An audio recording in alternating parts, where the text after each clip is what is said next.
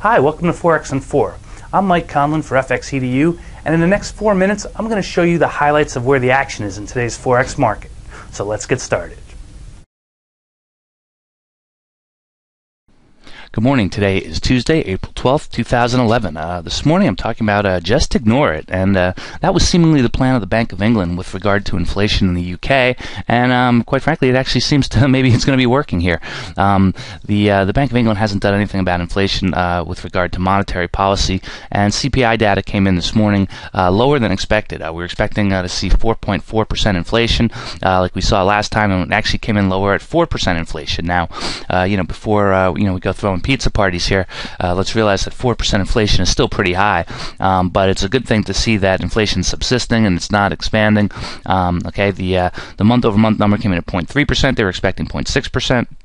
All right, and the core consumer price index came in slightly lower, 3.2% versus 3.3%. Retail sales figures came in a little bit lower as well, though, showing 5.3% versus 5.5%. But the trade balance in the UK, the deficit, actually came in slightly lower than was expected. So that's a good thing there for them. And then we also see the one anomaly was UK home prices for the month, which came in higher, up 0.7% versus 0.1%. So just kind of goes to show what's been going on in the UK. They've been resisting monetary policy changes to deal with inflation, and their idea was if they just sort of ignored it, let the austerity measures take place, that that inflation would come back in line. And we're going to see if that happens. I mean, 4% still high, still outside of the Bank of England target band, and it's also or outside of the government band, and it's still twice what the Bank of England target rate of 2% is. So we're going to keep an eye on the pound, but you can see here. Last night, looks like we sold off from started yesterday from about 164.25. Put in a double top right there. All right, now we're trading lower. We've got the euro. Take a look. The euro is still kind of clinging on here, up at 144.50, just above. Now we have oil prices rebounding a little bit this morning, but yesterday there was a big sell-off in oil. Okay, it looks like we came back from about I don't know. I think it started at about 113, and then we sold off down to about 108 overnight. Oil slightly higher, so we've got the euro holding on there. Now the German consumer sentiment numbers came in, and they came in slightly lower than expected. So the German SZEW survey, the economic sentiment, came in at 7.6. They're expecting a reading of 11.3. That's usually an important number. The economic sentiment number for the Eurozone came in slightly lower, but the current situation number came in slightly higher. So it's a little bit of a wash there. Euro's holding on versus USD. Okay, but you can see that it's weaker against most of the others. Although it looks like a little bit of a mixed bag. So just show you the Aussie here from yesterday. Okay, Aussie sold off with the sell-off in commodities that we saw. We also had stocks down lower in the U.S. here. All right, and it looks like resistance at 158. Couldn't be broken, just ahead of 106 on the Aussie. Just want to show you the Kiwi here real quick. New Zealand, Kiwi's trading a bit higher. Comments from the RBNZ bank governor came out, and he said, hey, we're starting to see some inflation here with all this rebuilding going on from the earthquake we had.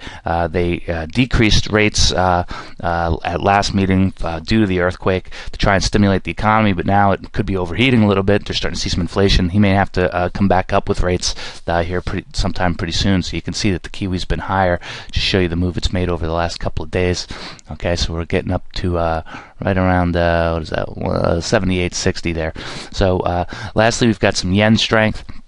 See there in Japan, they're coming out and saying now that the damage from the earthquake is probably going to be a little bit worse than they expected, which I don't know what they were expecting in the first place. It seemed pretty bad.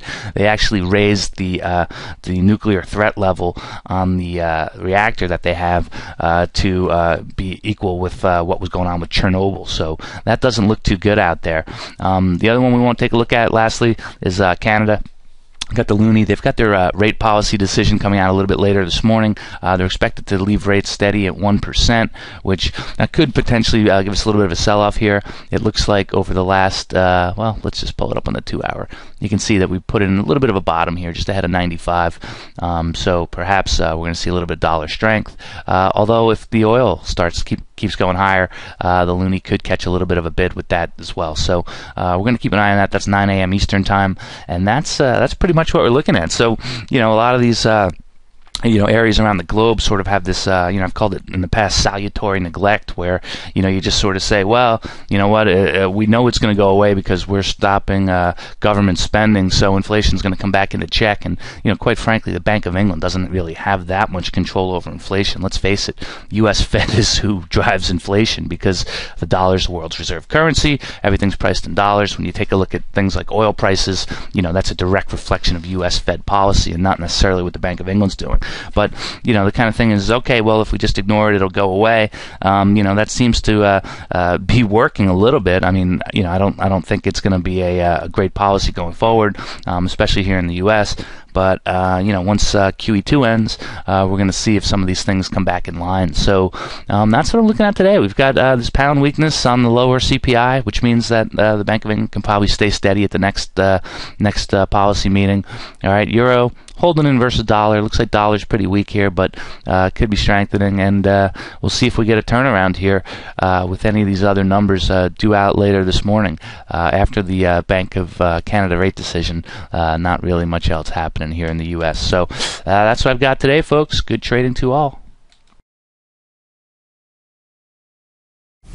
As always, be sure to check out the written blog at www.fxedu.com to get complete coverage of today's Forex market. If you would like to learn more about how to trade the Forex market from professionals like myself, be sure to check out our affordable Forex trading courses. And if you're already a seasoned professional or aspire to be one, ask us how we can help you achieve your Forex goals. Go to www.fxedu.com to get started today.